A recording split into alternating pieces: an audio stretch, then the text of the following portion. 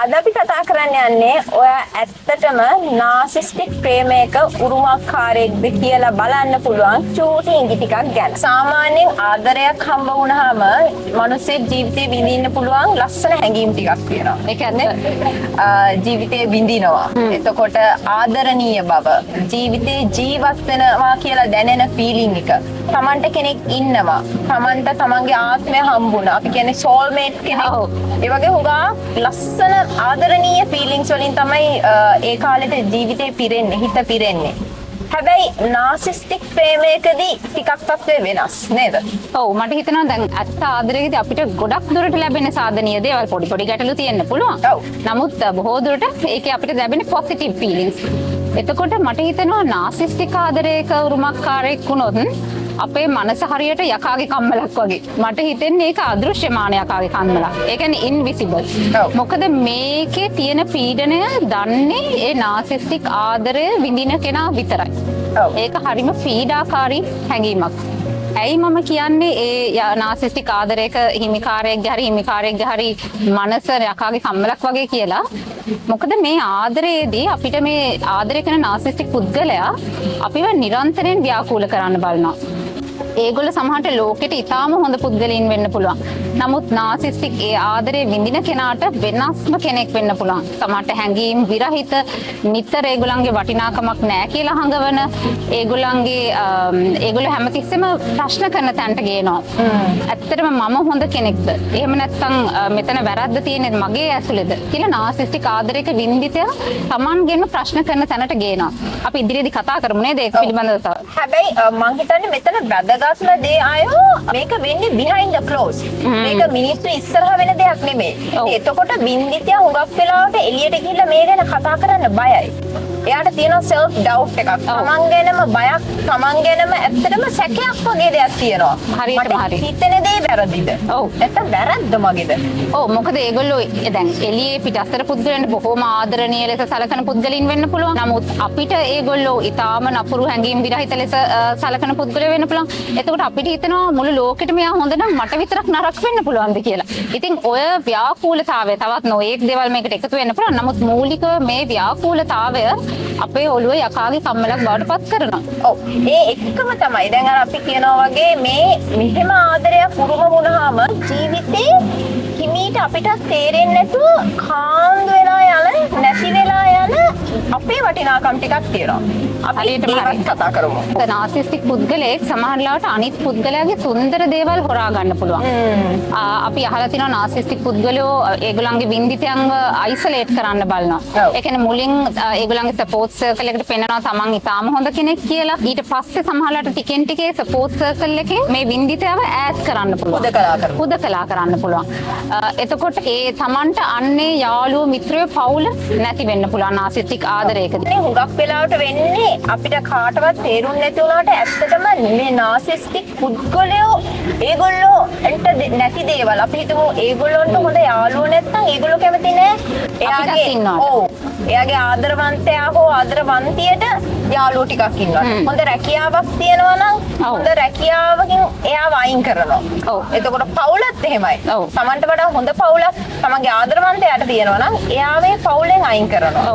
තමන්ට නැත්තේ මොකද්ද? එයා උදුරා ගන්නවා ඒ දේ. ඔව් මං හිතන්නේ තව එකක් තමයි නාසිස්ටික් ආදරයක ඉන්නවා නම් ටිකින් ටික අපි දන්නේම නැතුව ෆයිනෑන්ෂල් කන්ට්‍රෝල් එකත් අපෙන් ගිලිහිලා යනවා.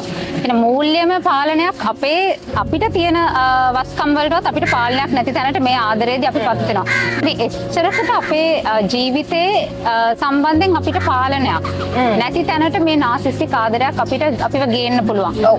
අපි නිකන් මෙහෙම ලිස්ට් අවුට් කරොත් එහෙම නිකන් ලයිස්ට්ුවක් හදාගත්තොත් තමන්ගේ ආත්ම ගරුත්වය නේද?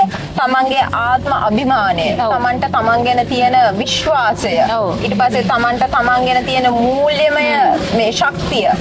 ඒ වගේ තමන් වටා තියෙන ශක්තියින් සියල්ල හිමීට එකරයකින් නෙමෙයි. ඔව්. හැබැයි ක්‍රමක්‍රමයෙන් බොහෝම ඇත්තටම එයා උදුර ගන්නවා නෙමෙයි. අපි ලව්වාම ඒගලන්ට ලබා දෙනවා. ලබා දෙන්න සලස්සනවා. සමහරවිට මුල කාලේ අපි මීට කලින් කතා කරා ලව්වමින් ගැන. අපේ විශ්වාසය දිනා ගන්න ඕනේ මේගොල්ලෝ. එතකොට අපි කිසිම බයක් නැතුව අපේ මුදල් පාලනය වෙන්න පුළුවන්. එතකොට අපේ පවුල් වල තියෙන සමහරට දැනගත නොයුතු කාරණා හැමදේම අපි කියනවා මේගොල්ලන්ට. ඒ අපේ විශ්වාසය අපි අර මල් වට්ටියක තියලා මේ පුද්ගලයාට දෙනවා. ඒක හරිම මානුෂීයයිනේ අයෝ. ආදරයක් නම් සැබෑ පෙම්වතුන් නම් තමන්ගේ බෙදාගන්නේ නැත්තේ මොනවද? ඔව් ඒක හරියටම හරි. ඉතින් කෙනෙක් අවංක වෙනකොට ඒ දේවල් අතිශය සාමාන්‍යයි. එහෙම වුණේ නැත්තම් තමයි අසාමාන්‍ය නේ. අසාමාන්‍ය. ඒතර මෙතන වෙන්නේ එක්කෙනෙක් අවංකයි නමුත් එක්කෙනෙක් අවංක නැහැ. සහ ඒ තමන්ගේ බිඳුණු තැන් කියන රහස් ඔක්කොම තියාගන්න තුරුම්පු විදිහට. පස්සේ කාලෙකදී ඒවා අනිවාර්යෙන් පාවිච්චි කරන්න පුළුවන්. අනිත් එක ඔයා කියවා වගේ මේ අපේ self confidence එක self respect එක ගන්නවා කියන්නේ ගොඩක් වෙලාවට ඒගොල්ලෝ මුලදී අපිට ගොඩාක් ආදරය කළා පස්සේ අපිට පෙන්වන්න පුළුවන් ඕගොල්ලෝ කිසිම වටිනාකමක් නැති පුද්ගලෙක් කියලා. එක්කෝ අපේ ශාරීරික පෙනුම, අපේ පිටස්තර පෙනුම ගැන එක criticisms දෙන්න පුළුවන්. එහෙම නැත්නම් අපි කරන වැඩ හොඳ නැහැ කියලා කියන්න පුළුවන්. එහෙම නැත්නම් තව කෙනෙක් එක්ක අපි compare කරන්න පුළුවන්. අන්න ඒ වගේ දේවල් වලින් අපේ ආත්ම විශ්වාසය බිඳලා දානවා. ඔව්. ඒක පෙනුම විතරක් නෙමෙයි. දැන් අපි හිතමු පෙනුම හොඳයි නම් පෙනුමෙන් එහාට ගිහිල්ලා ඔයාගේ රැකියාව ගැන ක්‍රිටිසයිස් කරන්න පුළුවන්. එහෙම නැත්නම් ඔයාගේ අධ්‍යාපන පසුබිම ගැන. එහෙමත් නැත්නම් ඔයාගේ පවුල නැත්නම් යාළුවෝ you name it. හරි ඕන දෙයක් ඒගොල්ලන්ට ඇත්තටම හේතුවක් අවශ්‍ය නැහැ. ඔබව විවේචනය කරන්න හේතුවක් අවශ්‍ය නැහැ. ඇත්තටම ඒක මහා හරිම ශාපයක් වෙනවා අන්තිමේදී නේ. හරියටම හරි. හොඳක් හොයාගන්නම නැති වෙන ගානට එනවා. ඔව්. ඉතින් අන්තිමේදී මම හිතන අපේ මානසික නිදහස අර සාමය නැති වෙනවා කියලා නේද කියන්නේ. You lose your peace. ඔව්. ඊට පස්සේ අපිට මග හරින්නම බැරි කාරණාවක් තමයි මේ වගේ ආදරයක් ඇතුළත අපි දන්නවා ආදරය කරද්දී බොහොම ආදරණීය දෙබස් යනවා. චුටි රණ්ඩුවල් ඇති වෙනවා.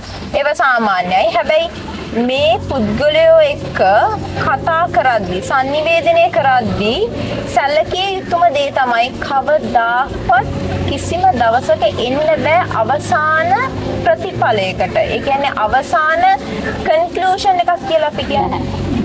අවසාන තීරණයකට එන්න බෑ. ඒගොල්ලෝ ලොකු දේවල් ලොකු තර්ක කතා කරනවා. හැබැයි ඔව්ද නැද්ද පැහැදිලි උත්තරයක් නැහැ. ඒ කියන්නේ අපිට ක්ලෝෂර් එකක් ලබා ගන්න බෑ කිසිම වෙලාවක. මොකද එක්කෝ අපි ආගියුමන්ට් එකකට ගියොත් සමහරට යාලා සයිලන්ට් ට්‍රීට්මන්ට් වගේ දේවල් යූස් කරන්න පුළුවන්. අපි ඉදිරියේදී ඒවා ගැන කතා කරනවා. නමුත් එයාලගේ හැසිරීම් රටාවලින් එයාලා අපිට පෙන්නනවා එක්කෝ මේක ගැන තවදුරටත් කතා කරන්න අවශ්‍ය නැහැ කියලා. ඒතර ප්‍රශ්නයක් එතනින්ම මැද නතර වෙනවා. නේ ඒක අවසානයක් කරා යන්නේ නැහැ. ඉතින් නැවුම් ආරම්භයක් එන්නේ නැහැනේ අපිට අවසානයක් නැත්තම්. ඉතින් අර ප්‍රශ්න එක තැන පල් වෙවි අවුරුදු ගණන් තිබිලා වින්දිතය ඉතාම ව්‍යාකූල පීඩාකාරී තත්ත්වයකටපත් වෙනවා. ඔව්. අනිත් එක තමයි අයෝ දැන් මේගොල්ලොන්ගේ තියෙනවනේ පර්සනැලිටි එකේම පෞරුෂයේ Tamanට වැරද්දක් බාර ගන්න බෑ කියලා. ඉතින් එතකොට හැමතිස්සෙම මේ වින්දිතය හිතනවා මෙයා වැරද්ද බාර ගන්න නැත්නම් එහෙනම් මමද වැරදි. ඉතින් එතකොට ඒකෙන් එහාට ගිහිල්ලා දැන් මේ ආදරයක් ගැන අපි කතා කරන්නේ. එතකොට එයා එතනින් එහාට ගිහිල්ලා මේ ආදරය හොඳ තැනකට ගෙනා ගන්න එයාව හදා ගන්නවා. එයාව වෙනස් කරගන්න. මේ වෙනස් කරගැනීම කොච්චරද කියනවා නම් අන්තිමේදී Tamanට තමන් අඳුරගන්න බැරි තරමට තමන්ව වෙනස් කරගන්නවා. සමහරට ඉතාලම සතුටින් ඉන්න පුද්ගලයෙක් නම් දැන් හිතන්න හැමතිස්සෙම කතා කරගෙන hina වෙලා හරිම සැහැල්ලුවෙන් ඉන්න පුද්ගලයා නම් සමහරට හිතන්න පුළුවන් මේ දේවල් වෙන්නේ මගේ මේ හැසිරීමේ හින්දා කියලා. ඒතර ඒගොල්ලෝ සමහරට නිහඬ තමන් නොවන කෙනෙක් බවට පත් වෙන්න පුළුවන්. අනිත් එක්කනම සතුටු කරන්න ඕන නිසා ඒ අරමුණේ. එතකොට ඔය අපි කතා කරේ ඇත්තටම මේ අභ්‍යන්තර ෆීලිංස් හැඟීම් ඒ වගේ දේවල්. හැබැයි ඔයිට වඩා ටිකක් භයානක සහ අන්තගාමී අන්තයක් තියෙනවා. ඒ තමයි මානසික අවපීඩන තත්ත්ව. හරි. අපි දන්නවා ડિප්‍රෙෂන්, ඇන්සයිටි ඒ වගේ එක ලේබල් වලින් තියෙනවා. හැබැයි ඒ ඔක්කොගෙම කියවෙන්නේ අර තමන්ගෙන් ඈතට දුවන මානසික නිදහස. ඒ වගේම සමහරවිට මේක ශාරීරිකවත් බලපාන්න පුළුවන් නේද? අපිට මිග්‍රේන් වගේ හිස රද ඒ වගේ නොඑක් විදියට මේක අපේ ශරීරයෙන් අපිට ඉඟි දෙන්න පුළුවන්. අපි ඉන්නේ වැරදි තැන කියලා. ඔව් අනිවාර්යෙන්. එතකොට අපි හිතමු දවස් අවසානයේ කිසිම දෙයක් නොකර අපි හරිම මහන්සි. හේතුවක් හිතා ගන්න බෑ. මොකද අපි නිරන්තර අර සර්වයිවල් මෝඩ් එකකින් ඉන්නේ. අපි හැම තිස්සෙම ගැට්ටනයක ගැටුමක අපි බොහොම ලොකුවට මෙතන ලොකු උත්සාහයක් දරන හොඳ වෙන්න. හරියට හරි. නොනිමි අරගලයක්. මේක ඉවරයක් වෙන්නේ නැහැ. මොකද හොඳ වෙනවා කියලා කවදාකවත් හොඳ වෙන එකේ අපි දෙයක් හොඳට කරා කියන එකේ අපිට කවදාවත් ප්‍රශංසාවක් හම්බ වෙන්නේ නැහැ. කොච්චර කරත් මදි. ඒ පුද්ගලයා සෑහීමකට පත් වෙන්නේ නැහැ. ඒක හරි. ඉතින් අපිට සාමාන්‍ය ඉඟි වගයක් ලබා ගන්න පුළුවන්. හැබැයි අපි කියන්න ඕනි අනිවාර්යෙන් මේක විශේෂඥ සුදුසුකම් ලත් පුද්ගලයෙක් ගාවට යන්න ඔබට සාමාන්‍ය අවපීඩන තත්ත්වයක් මානසික වශයෙන් තියෙනවා නම්. අසමතුලිතයි කියලා හිතෙනවා හිතෙනවා නම් නම්. ඔබ යන්න ඕනි. හැබැයි අපිට පොඩි ඉඟි අර රෙඩ් ෆ්ලැග්ස් කියව ගන්න නේද? හරියටම හරි. තමන්ගෙම මේ ප්‍රශ්නේ අහන්න. දවස් අවසානයේ මම නින්දට යන්නේ සතුටෙන්ද? ඔව්. මේ සම්බන්ධතාවය මගේ ජීවිතයට ගෙන වැඩිපුරම සාධනීය දේවල්ද එහෙම නැති දේවල්ද කියන එක. ඔව්. තමන්ට තමන් අහිමි වෙනවා කියලා දැනෙනවා නම් ආදරයක් කියන්නේ මිනිහෙකුට නිවෙන්න ඕනි තැනක්. මේ ආදරය තුළ ඔබ නිවීම නෙවෙයි නම් ඔබට තියෙන්නේ ඇත්තටම ඝට්ටනයක් නම් ඔබ දෙපාරක් හිතන්න.